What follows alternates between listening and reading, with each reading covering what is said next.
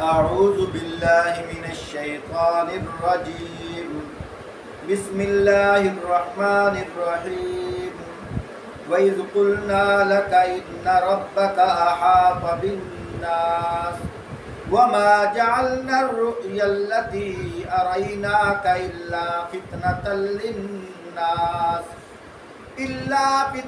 للناس والشجرة الملعونة في القرآن ونخففهم فما يزيدهم إلا طغيانا كبيرا. فرمایا یاد کرو اے نبی صلی اللہ علیہ وآلہ وسلم، جب ہم نے تم سے کہا تھا کہ تیرے رب نے ان لوگوں کو گھیر رکھا ہے اور یہ جو کچھ ابھی ہم نے تمہیں دکھایا ہے اس کو اور اس درخت کو جس پر قرآن میں لعنت کی گئی ہے، ہم نے ان لوگوں کے لیے بس ایک فتنہ بنا کر رکھ دیا ہے. انہیں تنبیہ پر تنبیہ کیے جا رہے ہیں، مگر ہر تنبیہ ان کی سرکشی میں اضافہ کیے جا رہی ہے.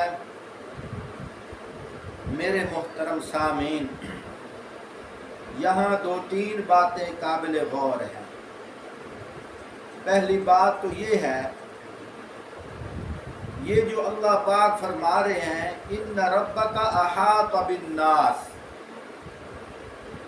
فرمایا کہ اے نبی صلی اللہ علیہ وآلہ وسلم، تیرے رب نے ان لوگوں کو گھیر رکھا ہے اور یہ جو کچھ ابھی ہم نے تمہیں دکھایا ہے اس کو اور اس درخت کو جس پر قرآن میں لعنت کی گئی ہے، ہم نے ان لوگوں کے لیے بس ایک آزمائش بنا رکھا ہے. اب اللہ پاک نے آپ صلی اللہ علیہ وآلہ وسلم کو کیا دکھایا، یہ بھی ایک سوال ہے. اور وہ درخت جس کا ذکر ہے ملعونۃ فی القرآن، جو اس درخت پہ لعنت کی گئی ہے اور اس کا ذکر قرآن پاک کے اندر ہے، اس سے کیا مراد ہے؟ بس دو ہی باتیں عرض خدمت کرنا چاہتا ہوں. پہلی بات تو یہ ہے، آپ صلی اللہ علیہ وآلہ وسلم جب معراج کی رات عرش معلیٰ پہ گئے، اللہ پاک نے آپ صلی اللہ علیہ وآلہ وسلم کو کچھ مشاہدات کرائے. جنت کو بھی دیکھا، دوزخ کو بھی دیکھا. یہاں جو آپ نے سنا ہے کہ اللہ پاک فرما رہے ہیں ان ربک احاط بالناس، اور دوسری بات کیا فرمائی، وما جعلنا الرؤيا التي أريناك إلا فتنة للناس، کہ لوگ فتنے میں ہیں. فتنہ کسے کہتے ہیں؟ فتنے کا ایک معنی آزمائش میں ہے. آپ صلی اللہ علیہ وآلہ وسلم جب واپس دنیا میں آئے، یعنی جنت اور دوزخ کو دیکھا، پھر واپس آئے. صبح جب آپ صلی اللہ علیہ وآلہ وسلم نے ذکر فرمایا کہ میں نے پہلے آسمان پہ، دوسرے آسمان پہ، تیسرے آسمان پہ، چوتھے اور پانچویں چھٹے آسمان پہ گیا ہوں، میں عرش معلیٰ پہ بھی گیا ہوں. ابو جہل جو تھا لوگوں کو اکٹھا کر کے کہنے لگا عجیب بات ہے، رات کا ایک چھوٹا سا حصہ اتنا سفر کر کے واپس کیسے آ گئے ہیں. نعوذ باللہ، آپ صلی اللہ علیہ وآلہ وسلم کی شان میں گستاخی کرنے لگا. فوراً اس نے سوچا کہ ہر وقت جو ان کے ساتھی ہیں میں جا کر ان کو بتاتا ہوں.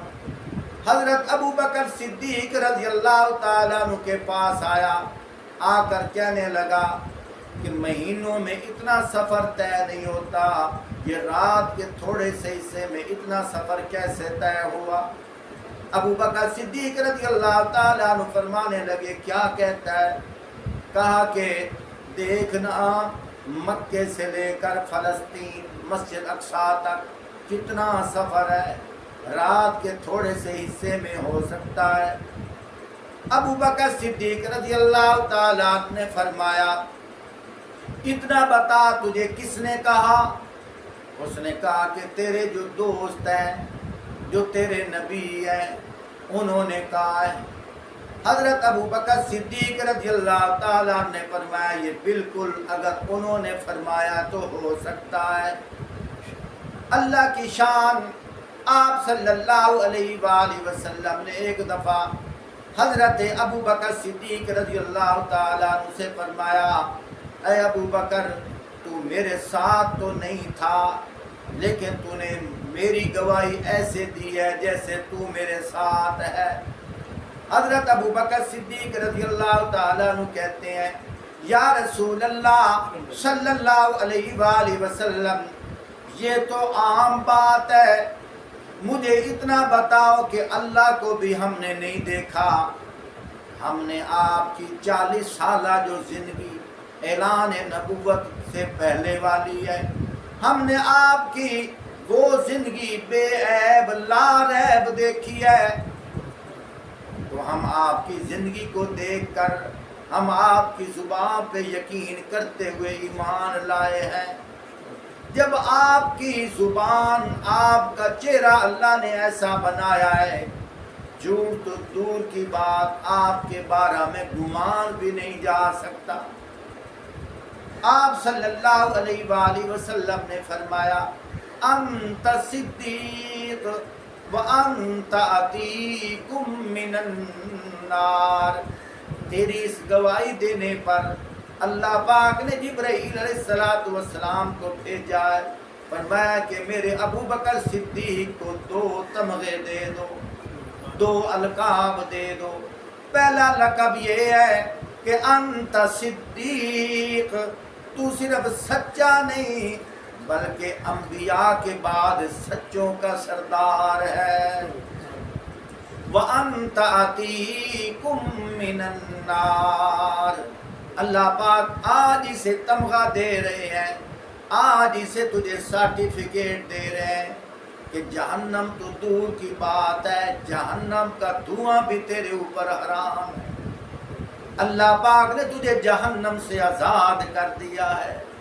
یہ اللہ پاک جبرائیل علیہ السلام کو بھیج رہے ہیں، آپ صلی اللہ علیہ وآلہ وسلم القاب دے رہے ہیں۔ تو یہاں دیکھو آزمائش ہے لوگوں کے لیے، ایمان والوں نے بات سنی ان کا ایمان بڑھ گیا، کافروں نے بات سنی ان کا یقین کمزور ہو گیا۔ آگے اللہ پاک نے ذکر فرمایا وَالشَّجَرَةَ الْمَلْعُونَةَ فِي الْقُرْآنِ، فرمایا اللہ پاک یہاں بھی ذکر فرماتے ہیں وہ ایک درخت ہے، وہ کڑوا درخت ہے جہنم کے اندر۔ ابو جہل نے پوچھا تھا کہ جنتیوں کو جنت کے اندر اعلیٰ اعلیٰ فروٹ ملیں گے، یہ بتاؤ جہنم میں جہنمیوں کو کیا ملے گا؟ تو فرمایا اللہ پاک نے ارشاد فرمایا میرے محبوب ان کو بتا دو، فرمایا کہ جہنم کے اندر ایک درخت ہوگا جس کا ذکر اللہ پاک نے قرآن پاک کے اندر ارشاد فرمایا ہے، فرمایا ان شجرۃ الزقوم طعام الاسیم، فرمایا اللہ پاک نے فرمایا کہ وہ جو والشجرۃ الملعونۃ فی القرآن، وہ قرآن کے اندر جو لعنت کیا ہوا درخت ہے، لعنت کیے ہوئے درخت سے مراد یہ ہے کہ جن لوگوں پر اللہ کی لعنت ہوگی ان لوگوں کو اس درخت کی غذا ملے گی، اس لیے اس درخت کا نام والشجرۃ الملعونۃ فی القرآن کہا گیا ہے۔ اور ایک اور جگہ اللہ پاک ارشاد فرماتے ہیں ان شجرۃ الزقوم، وہ زقوم ایک درخت ہے جو کڑوا ہے، خود بھی کڑوا ہے، اس کے پھل بھی کڑوے ہیں۔ ابو جہل کہنے لگا بھلا یہ دیکھو تو صحیح نا، یہ سبزہ جہنم میں کیسے رہے گا؟ ادھر سے آگ بھی ہوگی اور ادھر سے سبزہ بھی ہوگا، عقل تو نہیں مانتی۔ لیکن اس کو کیا پتا یہ کرنے والی ذات کون ہے؟ ایک اللہ کی ذات ہے۔ اللہ پاک ایک اور ذکر فرماتے ہیں بطور مثال کہ اللہ پاک نے اپنی قدرت کی نشانیاں بیان فرمائی ہیں۔ فرمایا وہ وقت بھی یاد کرو جب حابیل اور قابیل ان دونوں کا آپس میں اختلاف ہوا۔ قابیل نے کہا کہ جو میرے ساتھ میری بہن پیدا ہوئی ہے میں اسی سے نکاح کروں گا۔ حابیل نے کہا اللہ کا قانون یہ ہے کہ جو میرے ساتھ ایک پیٹ سے پیدا ہوئی ہے اس کے ساتھ تیرا نکاح ہوگا، جو تیرے ساتھ پیدا ہوئی ہے اس کے ساتھ میرا نکاح ہوگا، لیکن وہ نہ مانا۔ اللہ کی قدرت، اللہ پاک نے بطور دلیل کے حکم فرمایا کہ تم میرے راستہ میں قربانی پیش کرو۔ اب ذرا دیکھو وہ قربانی سے کیا مراد ہے؟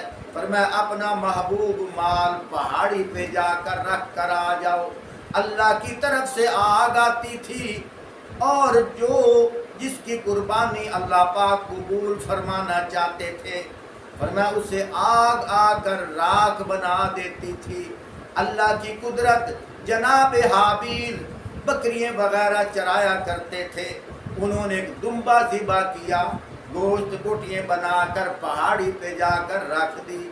اور اسی طرح جو قابیل تھا وہ کھیتی باڑی کیا کرتا تھا، اس نے چارہ وغیرہ سبزہ کاٹ کے اس گوشت کے اوپر رکھ دیا۔ اس نے اپنی عقل سے کام لیا، اس نے کہا جب آگ آئے گی پہلے اسے ختم کرے گی پھر گوشت کی باری آئے گی۔ لیکن اللہ کی قدرت، سبزہ اپنی جگہ تر و تازہ پڑا رہا، نیچے پڑا ہوا جو گوشت تھا وہ سارا سیاہ ہو گیا۔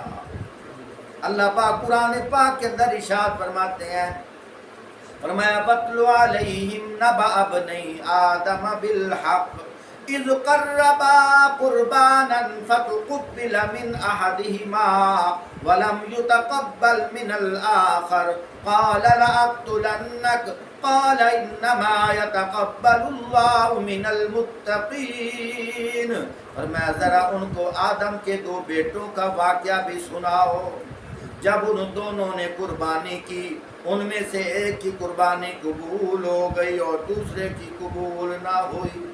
اس نے کہا میں تجھے مار ڈالوں گا۔ اس نے جواب دیا اللہ متقیوں ہی کی نظریں قبول فرماتا ہے۔ تو میرے محترم، یہاں دلیل دینے کا مقصد یہ ہے، دیکھو آگ آسمان سے آئی لیکن اللہ نے نہ چاہا، سبزے کو کچھ نہیں ہوا، نیچے پڑا ہوا گوشت جل گیا۔ ابو جہل اپنی عقل سے کام لیتا ہے، کہتے وہ جو زقوم درخت ہے، پھلدار درخت ہوگا، بھلا جہنم کی آگ اسے کچھ نہیں کہے گی۔ حالانکہ اس کو اتنا نہیں پتا یہ اللہ پاک کی قدرت کی نشانیاں ہیں۔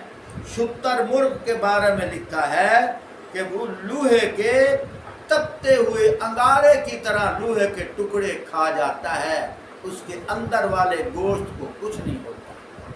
یہ اللہ کی قدرت ہے۔ اسی طرح فرمایا کہ جانور ہے، اس کے کھال سے لوگ رومال بناتے ہیں۔ اللہ کی شان ہے، جب وہ میلا کچیلا ہو جاتا ہے اس رومال کو آگ کے اندر ڈالتے ہیں، اوپر سے میل ختم ہو جاتی ہے لیکن اس کی کھال کو کچھ نہیں ہوتا۔ تو میرے دوستوں بزرگوں، اسی طرح اگلے دن میں نے بھی ایک جانور دیکھا ہے، پرندہ، وہ منہ سے ہوا نکالتا ہے، اس کے ذریعے جتنا سبزہ پڑا ہو، لکڑی پڑی ہو، حتیٰ کہ درخت ہو، اسے بھی آگ لگ جاتی ہے لیکن اسے کچھ نہیں ہوتا۔ یہ سارے میرے اللہ پاک کی قدرت کی نشانیاں ہیں۔ جن لوگوں نے اپنی عقل سے کام لیا وہ فنا ہو گئے، جنہوں نے اللہ کے حکم کو مانا، اپنے نبی کی اطاعت کی ہے، عقل سے کام نہیں لیا بلکہ فرما برداری کی ہے، وہی لوگ دونوں جہانوں میں کامیاب ہوئے۔ دعا ہے اللہ رب العزت ہمیں قرآن و سنت پہ عمل کرنے کی توفیق عطا